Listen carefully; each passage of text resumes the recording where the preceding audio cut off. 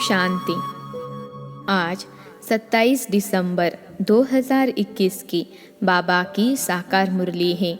मुरली की महावाक्य है, मीठे बच्चे, भारत भूमि सुखदाता बाप की जन्मभूमि है।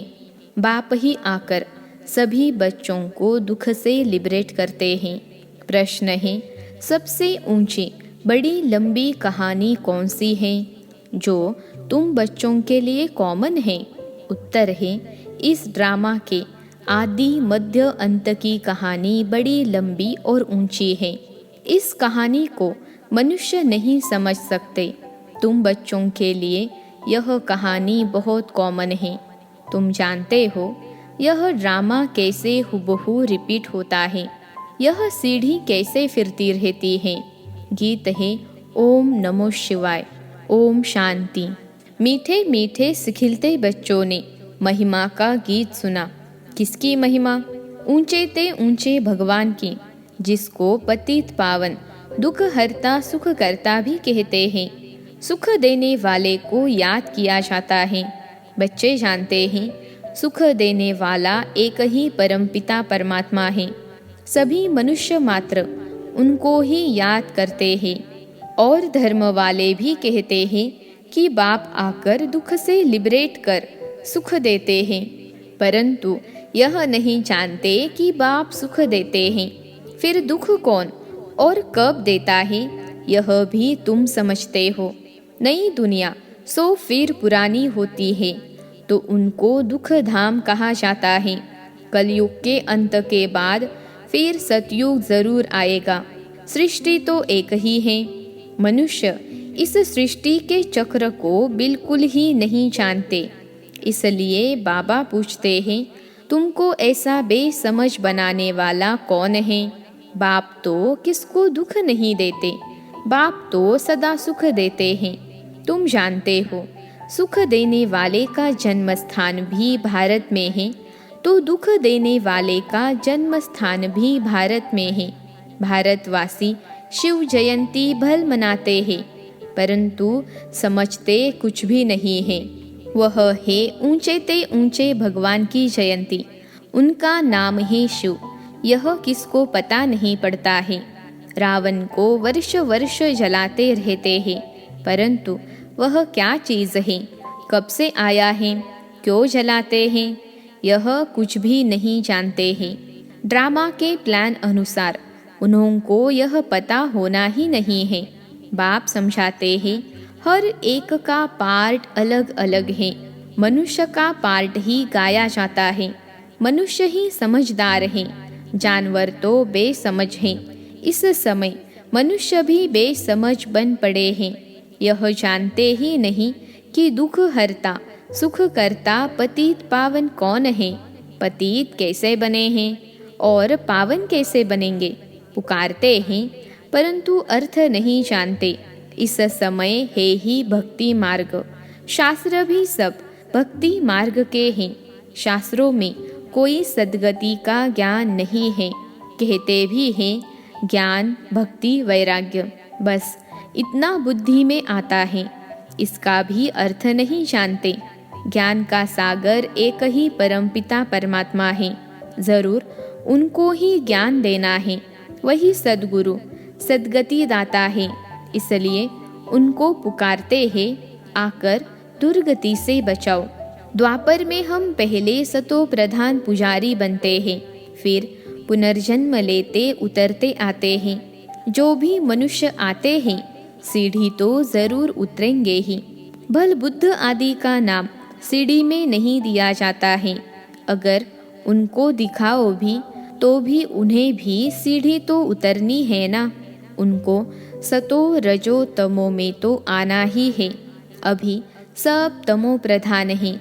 अब बाप समझाते हैं, यह शास्त्र सब भक्ति मार्ग के हैं, जिसमें अनेक प्रकार के कर्म कांड हैं। ज्ञान देने वाला एक ही बाप है। ज्ञान सागर ही आकर सच्चा ज्ञान सुनाते हैं। आधा कल्प है दिन, उसमें भक्ति की बात ही नहीं। दिन में कभी ठोकरे नहीं खाते, वहाँ तो सुख ही सुख है। वह बाप का वर्षा तुमको कल्प के संगम पर मिलता है।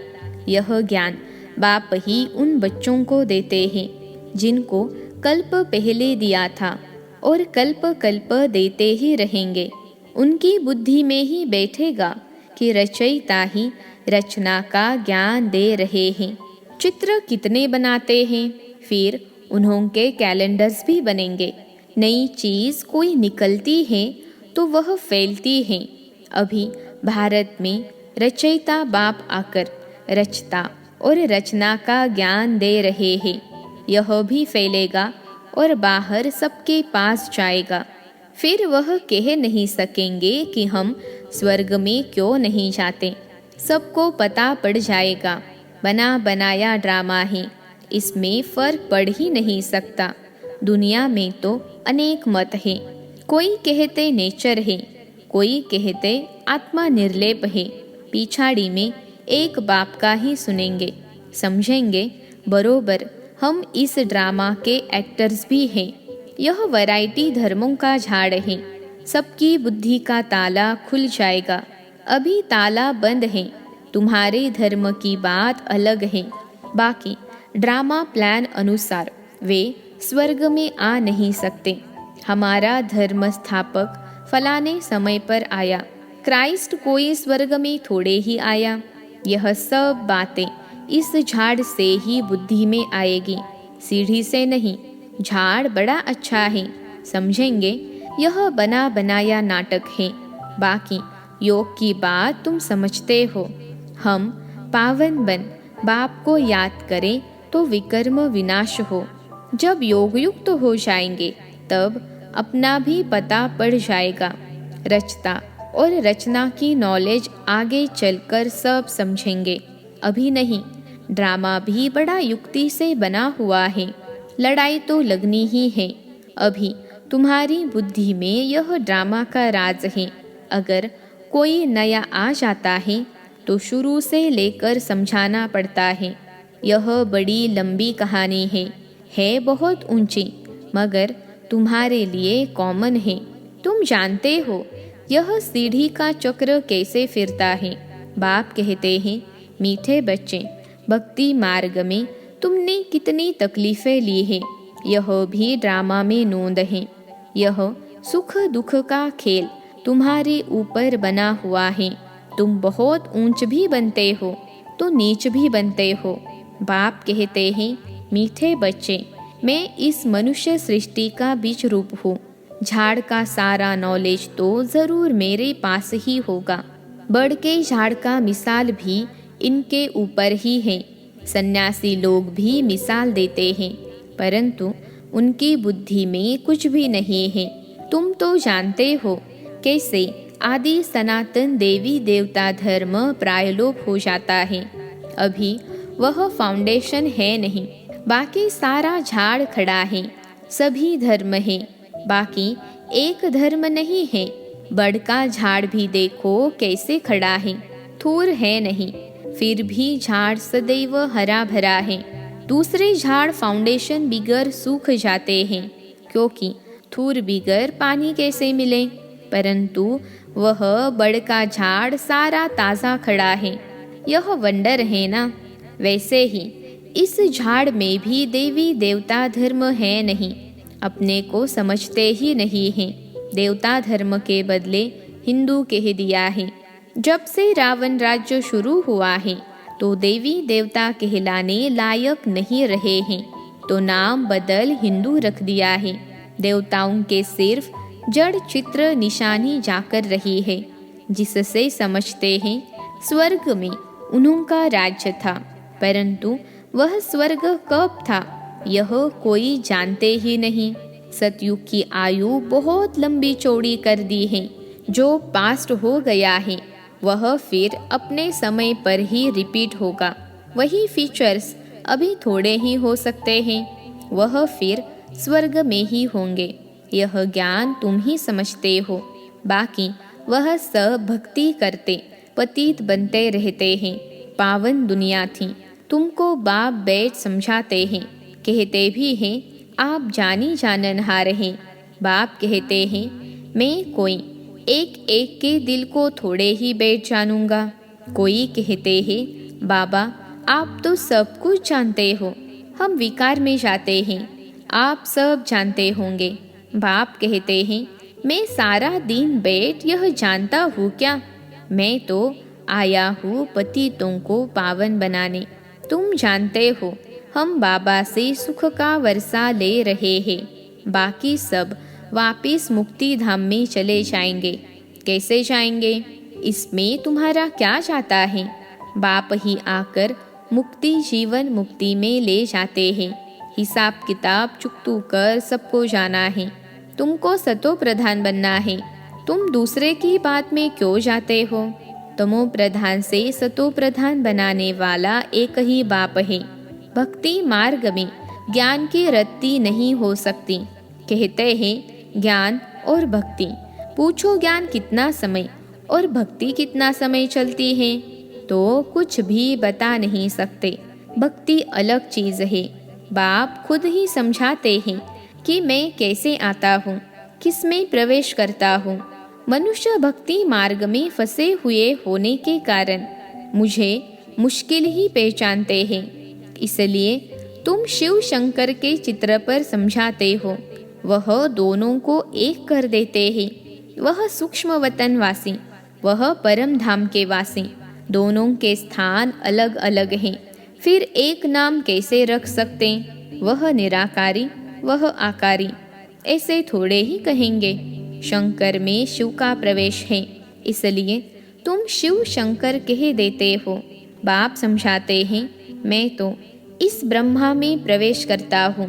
तुमको यह किसने बताया कि शिव शंकर एक हैं? शंकर को तो कभी कोई गॉड फादर नहीं कहते। उनको तो गले में सांप डाल शक्ल ही कैसी बना दी है। फिर बैल पर सवारी दिखाते हैं। शंकर को भगवान तो बिल्कुल ही नहीं मानेंगे। एक शिव बाबा ही भक्ति में सबकी मनोकामना पूर्ण करते हैं। शंकर के लिए तो सिर्फ कहते हैं आँख खोली तो विनाश हो गया। बाकी सूक्ष्म वतन में कोई बैल सर्प आदि थोड़े ही होते हैं। वह तो पैदाइश यहाँ की है। कितने पत्थर बुद्धि बन गए हैं, यह भी समझते नहीं कि हम पतित हैं। बाप कहते हैं, मैं इन साधुओं का भी उद्धार करने आया हूँ। साधना की जाती है कुछ प्राप्ति के लिए, तो साधु लोग फिर अपने को शिव व भगवान कैसे कहला सकते हैं? शिव को तो साधना करने की दरकार ही नहीं है। उन्हों का तो नाम ही है सन्यासी। भगवान को कभी सन्यास करना पड़ता है क्या? सन्यास धारण करने वाले को गेरू वस्त्र धारण करने पड़ते हैं। भगवान को भी यह वेश धारण करना पड़ता है क्या? वह तो है ही पतित पावन। कहते हैं, मैं इन वेशधारियों का भी उद्धार करता हूँ। ड्रामानुसार हर एक अपना अपना पार्ट बजाते हैं। भक्ति मार्ग में मनुष्य जो कुछ करते हैं समझते नहीं हैं। शास्त्रों से किसकी सद्गति नहीं होती? सद्गति होती है एक सत बाप से। ड्रामानुसार यह शास्त्र भी जरूरी है। गीता में क्या क्या लिखा हुआ है? गीता किसने सुनाई? वह भी कोई जानते नहीं है। तुमको मुख्य जोर देना ही गीता पर। गीता ही सर्वशास्त्रमयी शिरोमणि है। अभी यह धर्म शास्त्र किसने और कब रचा और इससे क्या हुआ, कोई जानते नहीं। गीता में जो कुछ लिखते आए हो वह फिर रिपीट होगा। हम उनको अच्छा व बुरा कुछ नहीं कहते हैं, परंतु समझते हैं यह भक्ति मार्ग की सामग्री है जिससे मनुष्य उतरते जाते हैं। 84 जन्म पूरे लेते लेते उतरती कला में तो आना ही है। जब सब अपना अपना पार्ट बजाने आ जाते हैं तब अंत में बाप आते हैं सबको ले जाने। इसलिए उनको कहा जाता है पतित पावन, सर्व का सद्गति दाता। वह जब आते हैं तब ही आकर रचता और रचना के आदि मध्य अंत का ज्ञान सुनाते हैं। अब बाप बैठ पढ़ाते हैं। यह भी माया घड़ी घड़ी भुला देती है। नहीं तो भगवान हमको पढ़ाकर विश्व का मालिक बनाते हैं तो कितनी खुशी होनी चाहिए। सतयुग में यह ज्ञान नहीं होगा, फिर भक्ति मार्ग में वही भक्ति के शास्त्र होंगे।